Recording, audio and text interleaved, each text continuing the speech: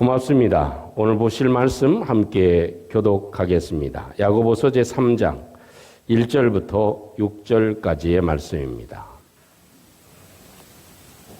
야고보서 제3장 1절부터 6절 말씀까지. 말에는 큰 위력이 있습니다. 첫 번째 시간의 말씀입니다. 야고보서 제3장 1절부터 6절 함께 교독하겠습니다. 내 형제들아, 너희는 선생된 우리가 더 큰 심판을 받을 줄을 알고 선생이 많이 되지 말라.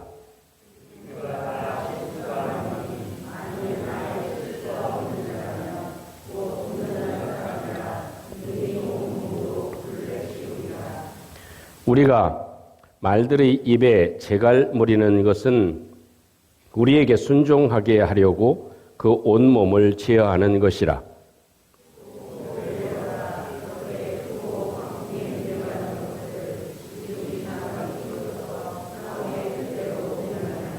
이와 같이 혀도 작은 지체로 돼 큰 것을 자랑하도다. 보라, 얼마나 작은 불이 얼마나 많은 나무를 태우는가. 불의 세계라. 혀는 우리 주체 중에서 온 몸을 더럽히고 삶의 수레바퀴를 불사르나니 그 사르는 것이 지옥불에서 났느니라. 아멘. 하나님께서는 우리에게 많은 것을 주셨습니다. 그 중에서 모든 사람에게 공평하게 주신 하나님의 특별한 선물이 있습니다. 그것이 있다면 그것은 우리로 하여금 말할 수 있게 하셨다 하는 것이죠. 그래서 많은 그런 피조물이 있지만 이 하나님을 담고 하나님의 형상을 담게 하셨습니다. 그래서 하나님이 말씀하시는 분이시라 또 우리도 말하고 살아가게 하시는 축복을 하나님이 우리에게 주신 것입니다. 그렇기 때문에 우리가 말을 한다고 하는 것, 그것은 우리가 하나님을 닮은 것이다. 이렇게 공통분모를 찾을 수 있을 것입니다. 그렇기 때문에 하나님이 말씀하시는데 그 말이 우리에게 있다면 그 말의 위력은 대단하다는 것입니다. 그래서 예수님이 실제적으로 이 땅에 계실 동안 말의 위력을 보여주셨습니다. 풍랑이 일고 바람이 몰아치는 그런 갈릴리 호수에서 예수님께서 말씀의 위력을 나타내 주셨죠. 마가복음 4장 39절에 있는 말씀 보면 예수님께서 바람을 꾸짖으십니다. 그리고 바다더러 이르시되 잠잠하라 고요하라 하시니 바람이 그치고 아주 잔잔하여졌다. 이렇게 말씀해 주십니다. 예수님께서 잠에서 깨어나셨습니다. 그리고 바람을 꾸짖으셨습니다. 그리고 바다더러 이렇게 말씀하십니다. 바다야 잠잠하라 고요하라. 그러니 아주 바람과 바다가 고요했다. 잠잠했다. 라고 말씀하십니다. 귀신 들린 여인에게도 예수님께서 말씀 한마디에 그 여인이 귀신이 떠나가고 온전한 정신이 되는 주님의 역사를 보여주셨습니다. 죽어있는 자에게도 소녀야 일어나라 달리다 굼 하시는 말씀 앞에 죽은 자가 다시 소생하고 살아나는 역사가 있었습니다. 예수님이 가지고 계신 말씀의 권세, 그것을 우리에게도 주신 줄로 믿습니다. 그것을 사도행전 3장 6절에 보면 베드로에게 주님의 능력이 나타남을 보여줍니다. 베드로가 이르되 은과 금은 내게 없거니와 내게 있는 것으로 내게 주노니 나사렛 예수의 이름으로 일어나 걸으라 하는 말씀을 선포할 때 이 베드로의 말이 아니라 예수 그리스도의 능력의 말씀이 돼서 그 사람이 다시 새롭게 되는 역사가 있게 되었습니다. 여러분, 그런데 이렇게 능력의 말씀, 또 우리가 말하는 것이 이렇게 힘이 있고 위력이 있음에도 불구하고 오늘 1절 말씀은 이렇게 얘기합니다. 내 형제들아, 너희는 선생된 우리가 더 큰 심판을 받을 줄을 안다. 그러니 선생이 많이 되지 말라. 이런 말씀을 해주고 계시죠. 너희 중에 많은 사람이 선생이 되려고 하지 말라. 많은 사람이 내가 선생이 되고 싶다. 나도 가르치고 싶다. 나도 뭔가 해보고 싶다. 이런 사람들이 되려고 하지 말라. 그 이유는 더 큰 심판을 받기 때문이다. 라는 것을 얘기해 주고 계십니다. 여러분, 선생님이 얼마나 중요합니까? 선생이 많다고 하는 것은 굉장히 좋은 일이 아닙니까? 저도 인생을 살아가면서 뒤를 돌이켜보면 저에게 큰 영향력을 미쳤던 선생님들이 여러 분 계십니다. 그 중에 처음 저에게 큰 자극을 주었던 분이 초등학교 3학년 때 김정신 선생님이었습니다. 지금 살아계신지 모르겠지만 그 선생님 이름만 들어도 정신이 번쩍 납니다. 성함이 김정신입니다. 근데 그 선생님의 영향을 받아서 내가 어떤 학교에 가고 어떤 길을 걸어가고 내가 어떻게 살아가야 되는구나 하는 것을 정해놓는 그런 계기가 됐던 것이 그 선생님의 영향이었습니다. 또 우리는 신앙생활을 하면서도 좋은 그런 목회자와 스승이 있다는 것, 선배가 있다는 것, 이것은 굉장히 중요한 일이고 또 우리의 삶에 지대한 영향을 미친다 하는 것은 누구도 부인할 수 없는 사실입니다. 그런데 오늘 성경에서는 거꾸로 얘기를 합니다. 선생이 많이 되지 말라 하는 것입니다. 누구든 선생이 되려고 나서지 말라. 많은 사람이 선생 된다고 자원하고 많은 사람이 이렇게 나서지를 말아라 하는 말씀을 해주고 계십니다. 이 말씀을 고민하고 생각해 보면 조금 더 우리의 현대의 사회에서 필요한 말씀, 어떤 의미인지 한번 부드럽게 더듬어 가보면 이 성경의 의미를 아마 깨달을 수 있지 않을까 싶습니다. 선생은 이렇게 중요한데 왜 선생이 되지 말라고 얘기를 하시는가? 그것은 이 사람의 위치와 말의 내용을 강조한 것이다 하는 겁니다. 너희들이 너무 높은 위치에 있지 않아야 된다 하는 것입니다. 선생의 위치에 있으려고 애쓰고 선생의 위치에서 얘기하고 하지를 않아야 된다 하는 내용입니다. 선생이 되지 말라고 하는 것은 말하는 사람의 높은 위치에서 말하지 말라. 명령하고 지시하는 사람이 되지 말라는 것입니다. 명령하고 지시하고 여보시오 이렇게 하고 너는 뭘 잘못했고 이건 이렇게 하면 안 되고 저건 저렇게 해야 되고 이렇게 얘기할 때 그 사람은 좋지만 듣는 사람은 그것이 좋지 않을 수가 있다는 것입니다. 더군다나 믿음의 공동체 안에서는 선생된 사람이 많으면 이게 문제가 심각해질 수 있다. 다 높은 위치에 있고 다 지시하는 자리에 있고 다 권위적인 그런 메시지를 선포하고 다 지적하고 하면 이건 엄청난 문제가 생길 수가 있다. 그러니 선생이 되지 말아야 된다 하는 얘기를 해주고 계신 말씀이죠. 여러분, 우리가 따라다니면서 아내의 뒤를 따라다니면서 여보 이건 이렇게 하고 청소 이게 뭐야 설거지 이게 잘했으면 됐어 이 설거지는 깨끗해야지 이 먹는 것이 이렇게 더러우면 되겠어 음식 반찬은 이게 뭐야 여기에 조금 더 뭐가 더 들어가야 되지 않을까 지금 반찬에 좀 뭐 부실하다고 생각하지 않아? 이러고 일일이 지시하고 선생님처럼 요리하는 사람처럼 얘기하면 그 집안에서 어떻게 되겠습니까? 아마 아내는 음식할 말도 잃어버릴 것이고 모든 그런 좀 마음이 상실감이 가지게 되어질 것입니다.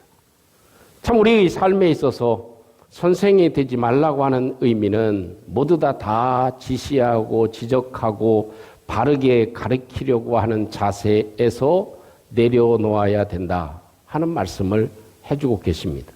그런데 분명한 것은 그 내용이 중요하다는 것입니다. 무엇인가 제대로 요약하고 제대로 영향을 줄 수 있는 말이 필요하다 하는 것이죠. 성경 주석가 벵겔은 이런 말을 했습니다. 명확한 지식과 사랑과 필요가 없이는 비판하지 말라 하는 얘기를 했습니다. 사람이 좀 무언가 정확하고 사랑을 가지고 필요에 따라서 얘기하는 것은 좋지만 그렇지 않은 것은 오히려 해가 될 수 있다 하는 얘기를 해주고 계십니다. 스코틀랜드의 한 대학에서 일어났던 이런 이야기가 있다고 합니다. 교수님이 이제 강의를 하다가 학생들에게 문 일대문에 손을 들라고 얘기를 했습니다. 그랬더니 학생들 전체가 다 오른손을 들었는데 어떤 한 학생만 왼손을 들고 있었던 것입니다. 그러니까 우리나라도 지금 뭐 손을 드세요 하면은 대부분 다 어느 손을 들죠? 오른손 한번 들어보실까요?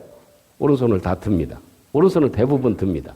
그러니까 선서를 할 때도 오른손을 들고 선서를 하고 뭐 의견을 말할 때로 대부분 오른손을 들고 이렇게 이야기를 하지요. 그런데 한 학생이 왼손을 들고 있습니다. 그럴 때 이 교수의 마음에 저 학생이 나에게 야유를 보내는 것이구나. 나를 비웃는 것이구나. 라는 생각을 가졌습니다. 그러고 나서 그 학생에게 오른손을 드세요. 라고 호통을 치듯이 얘기를 했습니다. 그러니까 그래도 이 친구는 왼손을 들고 있습니다. 그래서 화가 난 교수가 가가지고 아니 나를 비웃는 것이요? 내가 하는 말에 뭔 반감을 가지고 있느냐라고 물으면서 찾아갑니다. 근데 가서 보니까 이 친구가 오른손이 없습니다. 사고를 당해서 오른쪽이 없습니다. 교수님, 제가 왼손을 들은 것은 다른 이유가 아니라 교수님을 욕보이게 하려고 한 것이 아니라 제가 전쟁에 나갔다가 이런 사고를 당해서 오른손이 없습니다. 그때 교수님은 어떻게 했습니까? 그 마음 가운데 얼마나 미안한 마음이 들었겠습니까? 중요한 것은 무슨 일을 판단하고 생각하고 말할 때 이 교수님처럼 어떻게 높은 위치에서 생각하고 지시하고 말하게 되면 그만한 불협화음이 생기게 되고 또 결과적으로 큰 아픔이 생길 수 있다. 그러니 서로 이 스승이 되는 것, 선생이 되는 것, 그것을 자제하라고 얘기해 주시는 것 같습니다. 또 한 가지 의미가 있다면 그것은 선생이 많이 되지 말라. 많은 사람이 모두 다 선생이 되려고 하지 말라 하는 것은 이 선생님의 말에 굉장히 중요한 영향력을 끼치기 때문에 할 수만 있는 대로 살리는 말을 해야 된다 하는 의미입니다. 좋은 말을, 좋은 이야기를, 좋은 의미를 전달하는 것을 애써라 하는 것입니다. 아까 저도 얘기한 대로 선생님의 한마디는 어떻습니까? 아주 우리 일생을 이렇게 바꾸어 놓을 만합니다. 부모님의 한마디도 그렇습니다. 가슴에 못 박히는 그런 말을 하게 되면 그 가정도 그 개인의 삶도 많은 영향을 끼치게 되어집니다. 나쁜 말을 하면 나쁜 영향을 미치게 됩니다. 그렇기 때문에 선생이 되어진 사람들, 리더가 되어지는 사람들, 아니 모든 크리스찬들은 저와 여러분들의 삶에서 아름다운 말, 소망이 되는 말, 좋은 말을 하고 살아가야 될 줄로 믿습니다. 그 사람이 살아가는데 조금 더 밑거름이 되고 그 사람이 살아가는데 조금 더 깨달음이 될 수 있는 말을 해주고 살아가는 것, 그를 위해서 하는 것, 그것이 굉장히 중요한 일이 되어질 것입니다. 저도 글을 쓸 때 단어 선택에 굉장히 신중을 기합니다. 또 물론 이 원고를 다 작성할 때도 이 설교의 언어를 사용하는데 어떤 언어를 사용할지 굉장히 고민될 때가 참 많습니다. 그것이 우리의 평상적인 고민입니다. 왜냐하면 똑같은 그런 단어를 써도 그 의미에 따라서 이 단어를 쓰느냐 저 단어를 쓰느냐에 따라서 조금씩 달라질 수 있기 때문에 그렇습니다. 여러분 그런 의미에서 따라하겠습니다. 말에도 얼굴이 있습니다. 말에도 얼굴이 있습니다. 말에도 마음이 있고요. 말에도 표정이 있고요. 말에도요, 여러 몸짓이 있습니다. 여기에 있는 화분도 있지만 이 화분도 얼굴이 있습니까? 없습니까? 있습니다. 돌려가면서 이렇게 어느 쪽이 앞쪽이고 얼굴인지를 돌려놓습니다. 꽃 한 송이를 보아도 꽃 한 송이에 뭐가 있어요? 꽃에도 얼굴이 있습니다. 한 송이에도. 그래서 얼굴을 이렇게 돌려보면 이 꽃에 뒷면이 있고 옆면이 있고 앞면이 있습니다. 그래서 그 꽃을 앞면이 보이게 만드는 것, 그것이 앞면을 볼 때 그 꽃도 훨씬 더 아름다움을 더 나타낼 수 있는 것입니다. 여러분, 전화하면 얼굴은 잘 보이지 않지만 그 사람의 표정이 느껴집니까? 안 느껴집니까? 느껴지죠. 알았어. 그래. 알았어. 이렇게 얘기하는 거하고, 알았어. 그렇게 얘기하는 거하고, 알았어! 이렇게 얘기하는 거하고, 이 얼굴이 다 각기 다릅니다. 똑같은 알았어인데 이 말은 얼굴이라서 감정과 표정과 모든 것이 다 표현되어집니다. 그래서 우리가 하는 말은, 선생님이 하는 말은 어떤 중요한 영향력을 미치기 때문에 좋은 말을 해라는 것입니다. 좋은 표현을 하고 살아가라는 것.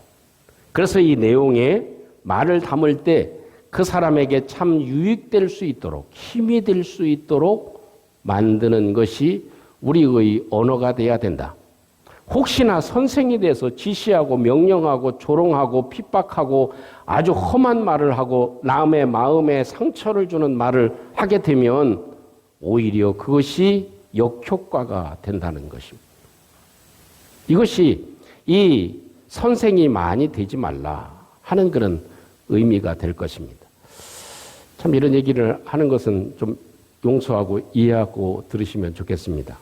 저도 오늘 아침에 나오면서 아내를 데리고 이제 나오는데, 차를 타러 나오는데 와이프가 이런 얘기를 하더라고요. 아이고, 오늘은 목걸이를 안 했어요. 그래서 허전해. 그듯이 얘기를 하더라고. 그 여자분들은 그렇잖아요. 그래도 오늘 밋밋한 옷을 입었으니까 그래도 포인트 하나가 목걸이가 있으면 그래도 조금 더 훨씬 보기에 낫죠. 그죠? 제가 뭐라고 얘기했겠어요? 당신은 말이야 목걸이 하나 똑같은데 뭘 목걸이 타령을 하고 있어? 지금 시간도 없는데? 그랬겠습니까? 제가 뭐라고 얘기했겠어요?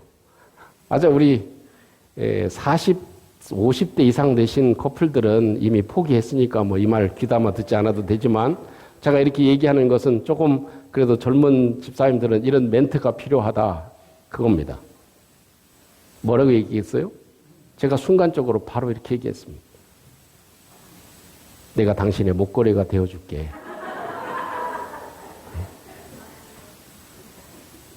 그럴 때 우리 와이프의 표정이 성질이 났겠습니까? 화나게 없겠습니까? 그래도 아픈 몸이지만 힘있게 웃고 함께 걸어왔습니다. 똑같은 말을 해도, 똑같은 상황이어도 선생이라는 것이 무엇입니까? 남편이라고 하는 것이 무엇입니까? 남자라고 하는 것이 무엇입니까? 아내라고 하는 것이 무엇입니까? 서로 길을 살려주고 그 사람이 달 힘을 내서 살아갈 수 있도록 만들어주는 것. 이것이 선생 아닙니까? 그 길잡이가 되어주는 것. 조금 더 잘 살아갈 수 있도록 만들어주는 것. 조금 더 부족한 것을 채워주는 것. 이것이 선생입니다. 근데 그렇지 못한 과정들이 많이 있기 때문에 많이 선생이 되지 말라, 이렇게 얘기하는 것입니다. 그것을 역으로 얘기하면 좋은 선생의 역할, 좋은 선생의 말을 해 주어라. 그 사람에게 소망이 되고 위로가 되고 칭찬이 되고. 여러분, 말로 심하게 한다고 해서 고쳐집니까? 그렇지 않습니다. 지적한다고 그것이 바뀌어집니까? 흉을 본다고 무엇인가 달라집니까? 그러기는 참 어렵습니다. 그런데 좋은 말을 해주고 칭찬을 해주고 소망을 심어주면 그 사람의 마음이 바뀌어지고 행동이 바뀌어지게 되어져 있습니다. 사랑하는 성도 여러분, 우리가 지난 날을 한번 생각해 보면, 우리가 살아온 일들을 생각해 보면 행동의 상처를 받는 경우가 많습니까? 아니면 말의 상처를 받는 경우가 많습니까? 한마디 툭 던진 그 비수같이 꼽히는 그 말에 상처를 훨씬 더 많이 받습니다. 중국 한자에도 이런 말이 있죠. 촌철살인이라는 말이 있습니다. 그것은 한치밖에 안 되는 바늘로 사람을 죽인다 하는 말입니다. 반대로 얘기하면 한치밖에 안 되는 침으로 사람을 살릴 수도 있습니다.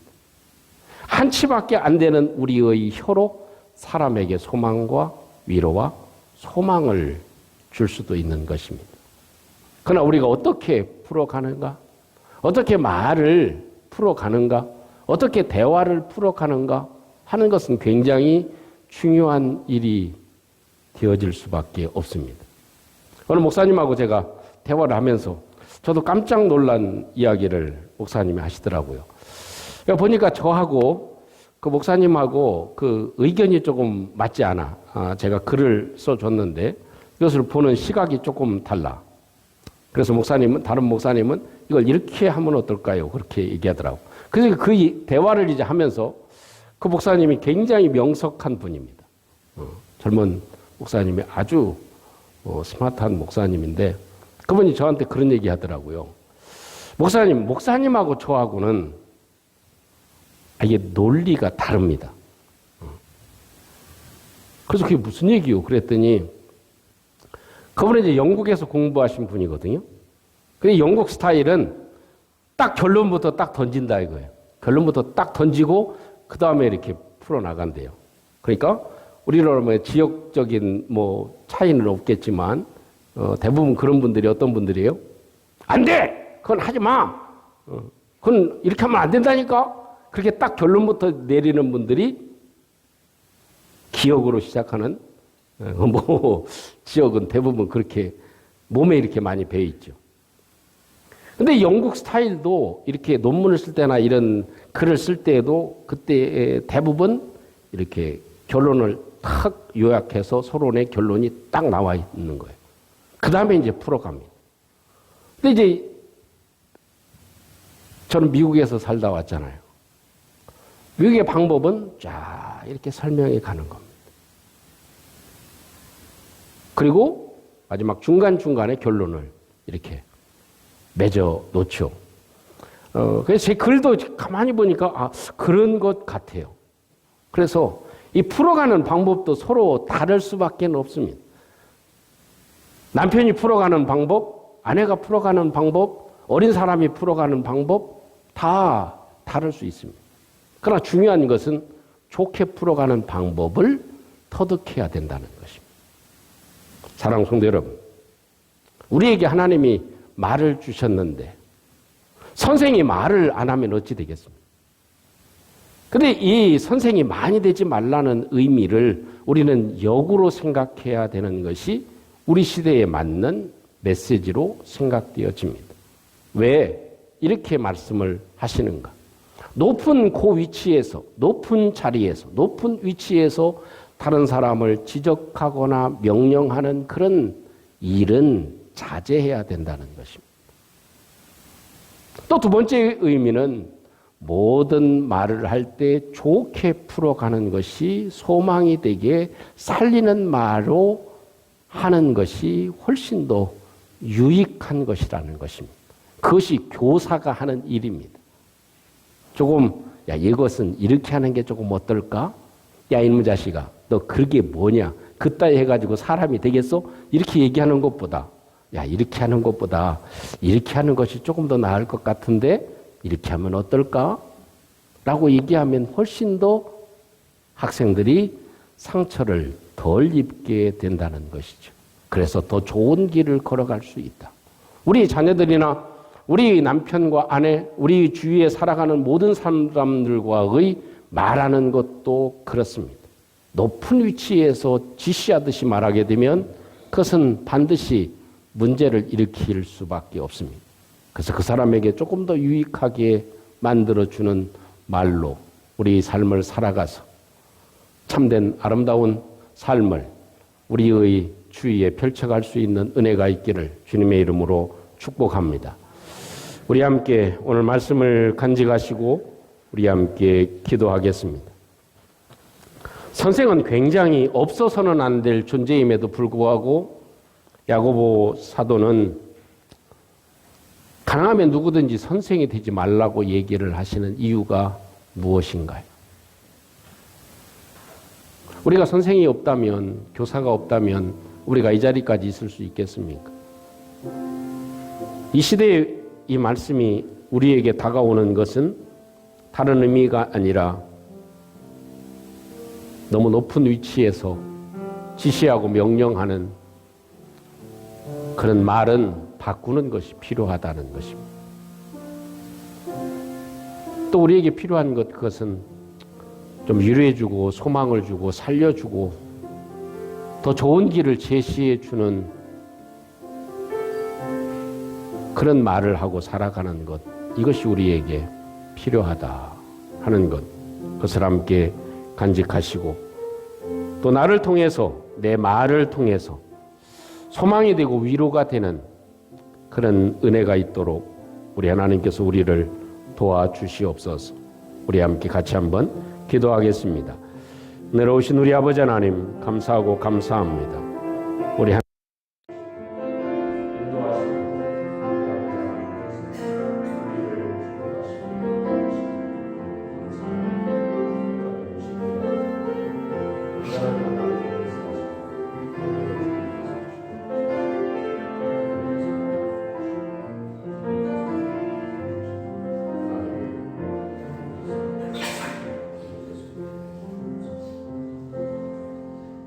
사랑의 주님 감사합니다. 오늘도 우리에게 말할 수 있는 은혜를 주셨사오니 저희들의 말을 통해 많은 사람이 소망과 위로와 은혜를 입을 수 있도록 저희들을 도와주시옵소서.